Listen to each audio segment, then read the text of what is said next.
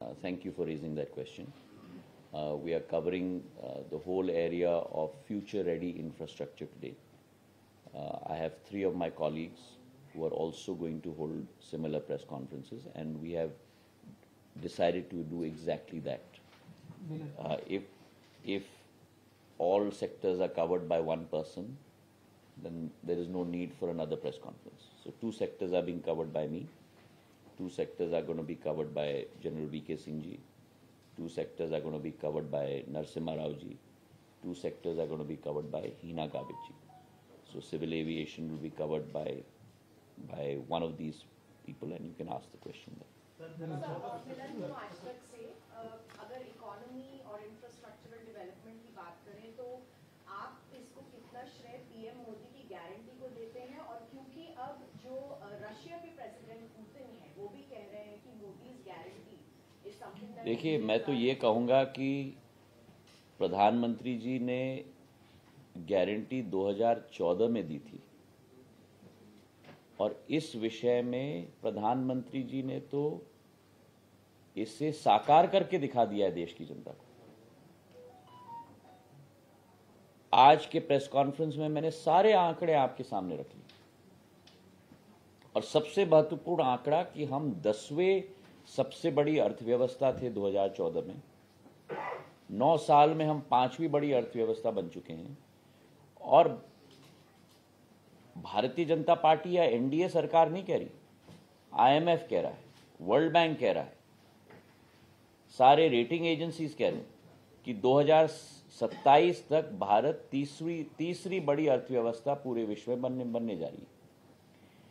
उसका बैकबोन प्रधानमंत्री जी का इंफ्रास्ट्रक्चर इन्वेस्टमेंट का जो लक्ष्य उन्होंने बनाया है, उसी के आधार पर आज ये संभव हो पाया है।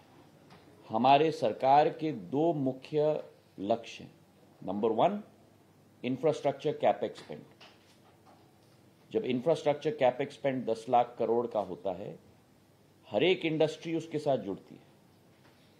उसी के साथ जो हमारा सोशल डेवलपमेंट स्पेंड, अस्पताल पर, पीएम आवास योजना पर, उज्ज्वला योजना पर, पीएम किसान निधि पर, हमारे जनजातीय समाज के विकास के लिए। क्यों? क्योंकि अगर हम चाहते हैं कि तीसरी बड़ी अर्थव्यवस्था से हम 2047 से तक आगे हम लोग बढ़ें, वो तभी प्रधानमंत्री जी की सोच और विचारधारा है। वो संभव हो पाएगा जब 140 करोड़ जनता भारत के विकास और प्रगति में अपना योगदान दे पाए।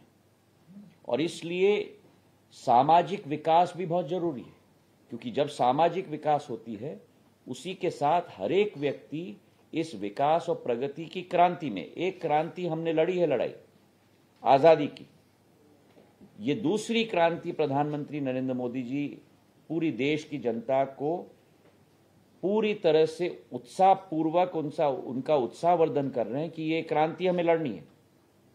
ये आर्थिक विकास की लड़ाई हमें जीतनी है विश्व में, और इसलिए विकसित भारत योजना की शुरुआत भी की गई है, क्योंकि एक एक व्यक्ति में वो भावना होनी चाहिए कि मां भारती के विकास और प्रगति में हमारा योगदान हो, और उसके लिए एक एक व्यक्ति के हाथ में औजार देना होगा। भारत में विश्व स्तरीय अधोसंरचना स्थापित करना होगा। एक एक व्यक्ति को ये भावना उत्पन्न करनी होगी कि हम भी देश के विकास और प्रगति में अपना योगदान दे पा रहे, और उनके हाथ में औजार तब होंगे जब उनके हाथ में राशि होगी, उनके हाथ में साधन होगा, उनको विकास और प्रगति के पेरिफेरी से, कोने से मुख्य धारा में हम लोग जोड़ पाएं। और यही प्रधानमंत्री जी की सोच और विचारधारा रही है। चाहे वो पूर्वोत्तर क्षेत्र को पूर्वोदय में परिवर्तित किया है, चाहे जम्मू कश्मीर को भारत का एक मुख्य अंग बनाया है, चाहे पिछड़े जिलों को आकांक्षी जिलों में परिवर्तित किया है, चाहे पिछड़े ब्लॉक को, अब पहले पिछड़े जिलों की शुरुआत की गई थी, अब पिछड़े ब्लॉक की शुरुआत की गई, पिछड़े ब्लॉक को आकांक्षी ब्लॉक में परिवर्तित किया है, और वहां विकास और प्रगति निरंतर तरीके से जो हो रही है, उससे इस लक्ष्य की पूर्ति प्रधानमंत्री जी के ही नेतृत्व में संभव हो पाएगा।